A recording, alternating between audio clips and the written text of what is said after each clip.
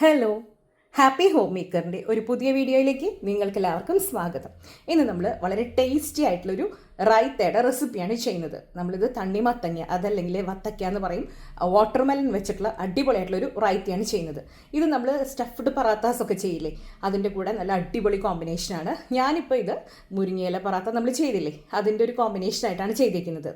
ഇത് പറാത്തയ്ക്ക് മാത്രമല്ല കേട്ടോ, നല്ല സ്പൈസി ആയിട്ടുള്ള ചിക്കൻ ഫ്രൈയോ അതല്ലെങ്കിൽ അങ്ങനെയുള്ള ഒരു സ്പൈസി ഐറ്റംസ് ഇല്ലേ, അതിൻ്റെ കൂടെ അടിപൊളി ഒരു കോമ്പിനേഷനാണ്. അപ്പോൾ ഇതെങ്ങനെയാണ് തയ്യാറാക്കിയതെന്ന് വീഡിയോ ഒന്ന് കണ്ടു നോക്കൂ. അപ്പോൾ നമുക്കിന്ന് തണ്ണിമത്തങ്ങ വെച്ചിട്ട്, അതായത് വാട്ടർമെലൻ വെച്ചിട്ട് അടിപൊളിയായിട്ടുള്ളൊരു റൈത്ത തയ്യാറാക്കാം. ഞാനൊരു ചെറിയ കഷ്ണം വാട്ടർമെലൻ എടുത്തിട്ടുണ്ട്. ഇനി ഇതൊന്ന് നമുക്ക് നേരെയാക്കിയിട്ട് എടുക്കണം. ആദ്യം തന്നെ നമുക്ക് ആവശ്യമുള്ളൊരു കഷ്ണം എടുക്കുക, അതിനുശേഷം വീണ്ടും അത് ചെറിയ കഷ്ണങ്ങളാക്കുക. ഇനി നമുക്ക് ഓരോ പീസും എടുത്ത് വളരെ സോഫ്റ്റ് ആയിട്ടുള്ള ഭാഗമുണ്ടല്ലോ, അതിങ്ങനെ കട്ട് ചെയ്ത് മാറ്റാം. അതിനുശേഷം നമുക്കിതാ ഒരല്പം തൊലിയോട് കൂടിയിട്ട്, ഒരുപാടല്ല, ഒരല്പം, അതായത് നല്ലൊരു ക്രഞ്ചി ഫീൽ കിട്ടണം നമ്മൾ കടിക്കുമ്പോൾ. ആ ഒരു പരുവത്തിൽ ഇത് നമുക്കിതാ കട്ട് ചെയ്തിട്ട് എടുക്കാം. കണ്ടോ, തോലിൽ നിന്ന് ഇങ്ങനെ കട്ട് ചെയ്തിട്ട് എടുക്കാം. അതായത് നമുക്ക് കടിക്കാനായിട്ട് പറ്റണം, കുട്ടികൾക്കായാലും മുതിർന്നവർക്കായാലും കഴിക്കാൻ പറ്റണം. ആ ഒരു പരുവത്തിൽ നമുക്ക് എടുക്കാം. തോല് ഇതാ ഇതുപോലെ കനം കുറച്ചാണ് കട്ട് ചെയ്തിരിക്കുന്നത്. ഇത് നമുക്ക് ആവശ്യമില്ല. നമ്മൾ വളരെ സോഫ്റ്റ് ആയിട്ടുള്ള, അതായത് പെട്ടെന്ന് കഴിക്കാൻ പറ്റുന്ന ഭാഗം ഒരു പാത്രത്തിലേക്കും ആ ഒരു അല്പം തൊണ്ടോടുകൂടി നമ്മൾ കട്ട് ചെയ്തിരിക്കുന്ന ആ ഒരു ഭാഗം വേറൊരു പാത്രത്തിലേക്കും സെപ്പറേറ്റ് ആയിട്ട് മാറ്റി വയ്ക്കുകയാണ് ചെയ്യുന്നത്. ഇതുപോലെ ബാക്കി എല്ലാ കഷ്ണങ്ങളും നമുക്ക് കട്ട് ചെയ്തിട്ട് വയ്ക്കാം. നമ്മൾ രണ്ട് പാത്രങ്ങളിലായിട്ട് കുറച്ചൊരു തോടോടുകൂടിയ ഭാഗം ഒരു പാത്രത്തിലും ഏറ്റവും സോഫ്റ്റ് ആയിട്ടുള്ളത് വേറൊരു പാത്രത്തിലും കട്ട് ചെയ്ത് വെച്ചിട്ടുണ്ട്. ഇനി നമുക്ക് കുറച്ച് ഹാർഡായ പീസുകളുണ്ടല്ലോ, ഇത് നമുക്ക് ചെറുതായിട്ട് കട്ട് ചെയ്തിട്ട് വെക്കാം. നമ്മുടെ വാട്ടർമെലൻ്റെ ആ ഒരു തൊണ്ടിൻ്റെ ഭാഗത്ത് നമ്മൾ കട്ട് ചെയ്തില്ലേ, അതിതാ ഇതുപോലെ ചെറിയ കഷ്ണങ്ങളായിട്ട് കട്ട് ചെയ്ത് വെച്ചിട്ടുണ്ട്. മറ്റത് നമുക്ക് കട്ട് ചെയ്തിട്ട് വെക്കാം. പക്ഷേ ഇതാണ് നമ്മൾ ആദ്യം ചെയ്തെടുക്കേണ്ടത്. ഇനി നമുക്ക് ഇതിലേക്ക് ഒരു ചെറിയ ടീസ്പൂൺ അളവിൽ പഞ്ചസാര ചേർത്ത് കൊടുത്തിട്ടുണ്ട്. നമ്മൾ സ്വീറ്റ് ആയിട്ടുള്ളൊരു റൈത്തയാണ് ചെയ്യുന്നത്, അതുകൊണ്ട് തന്നെ ഇതാ ഒരു ടീസ്പൂൺ, ചെറിയ ടീസ്പൂണാണ് അളവിൽ പഞ്ചസാര ചേർത്ത് കൊടുത്തു. ഒരു ചെറിയ അളവിൽ നമ്മൾ ഉപ്പ് ചേർത്ത് കൊടുത്തു. പഞ്ചസാര ചേർത്ത അത്ര നമ്മൾ ചേർത്തിട്ടില്ല, വളരെ കുറച്ച് മാത്രമാണ് ഉപ്പ് ഇട്ട് കൊടുത്തേക്കുന്നത്. ഇനി ഇതിലേക്ക് ഇതാ ഈ ഒരു പച്ചമുളക് നമുക്ക് വളരെ പൊടിയായിട്ട് അരിഞ്ഞത് ചേർത്ത് കൊടുക്കാം. അധികം എരിവിൻ്റെ ആവശ്യമില്ല. ഇതിലേക്ക് പച്ചമുളക് ഇട്ട് കൊടുക്കാം. ഇനി ഇതെല്ലാം കൂടെ നല്ലതുപോലെ ഒന്ന് മിക്സ് ചെയ്തിട്ട് വെക്കണം. നമ്മൾ ചേർത്ത് കൊടുത്ത ഉപ്പും പഞ്ചസാര അതുപോലെ പച്ചമുളക് എല്ലാം കൂടെ ചേർത്ത് കൊടുക്കാം. നമ്മൾ തോല് കട്ടിയുള്ള ഭാഗം, അതായത് തോലോടുകൂടി ചെത്തിയെടുത്ത പീസിലാണ് ഇത് ചെയ്യുന്നത്. മറ്റേ നമ്മൾ മാറ്റി വെച്ചിട്ടുണ്ട്, അത് ലാസ്റ്റാണ് നമ്മൾ ചേർക്കുന്നുള്ളൂ. ഇതിങ്ങനെ നമ്മൾ ചെയ്ത് വെക്കുമ്പോൾ ഇതിലേക്ക് ഒരു അല്പം ഉപ്പും ആ ഒരു എല്ലാ ടേസ്റ്റും ബ്ലെൻഡായിട്ട് വരാനാണ് ചെയ്യുന്നത്. നമുക്കറിയാലോ, തണ്ണിമത്തന് അധികം ആ ഒരു സ്കിന്നിന് അല്ലെങ്കിൽ ആ ഫ്ലഷിന് അത്ര അധികം കട്ടിയൊന്നുമില്ല, അതുകൊണ്ട് തന്നെ പെട്ടെന്ന് പിടിച്ചോളും.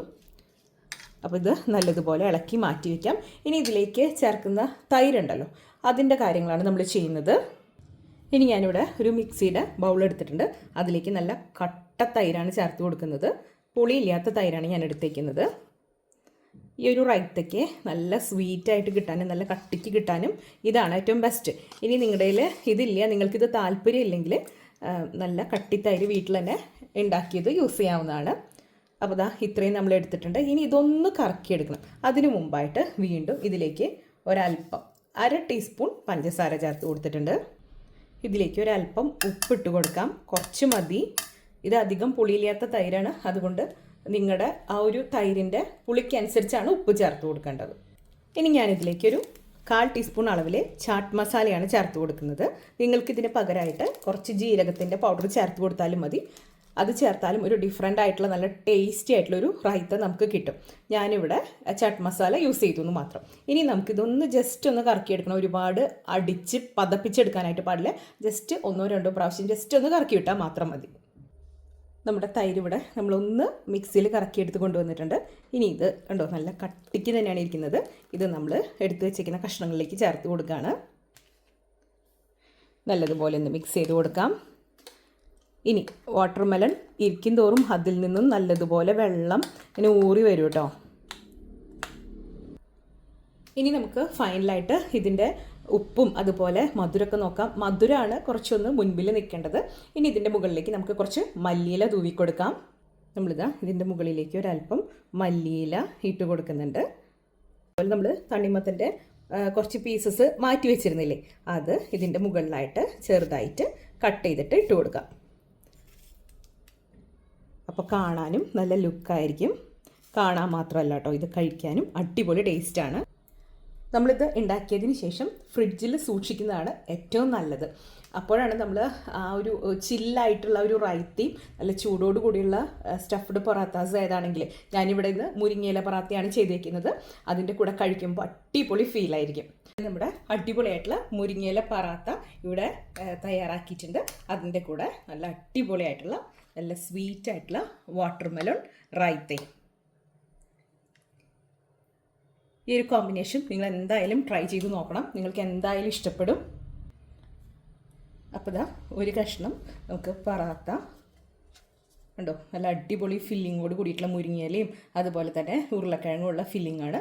അതിൻ്റെ കൂടെ നമുക്കിതാ നല്ല അടിപൊളിയായിട്ടുള്ള വാട്ടർമെലൻ്റെ റൈത്തയും കൂടെ ഒന്ന് ട്രൈ ചെയ്ത് നോക്കാം. അടിപൊളി ടേസ്റ്റാണ് കേട്ടോ. നമ്മൾ ആ ഒരു പൊറാത്തയിൽ യൂസ് ചെയ്തിരിക്കുന്ന അതേ ചാട്ട് മസാല തന്നെയാണ് നമ്മൾ റൈത്തയിലും യൂസ് ചെയ്തിരിക്കുന്നത്. അതുകൊണ്ട് തന്നെ നല്ല ബ്ലെൻഡായി പോകുന്ന അടിപൊളി ടേസ്റ്റാണ്. എല്ലാവരും ഈ പൊറാത്തയും അതുപോലെ ഈ ഒരു റൈത്തയും വീട്ടിലൊന്ന് ട്രൈ ചെയ്ത് നോക്കണം കേട്ടോ.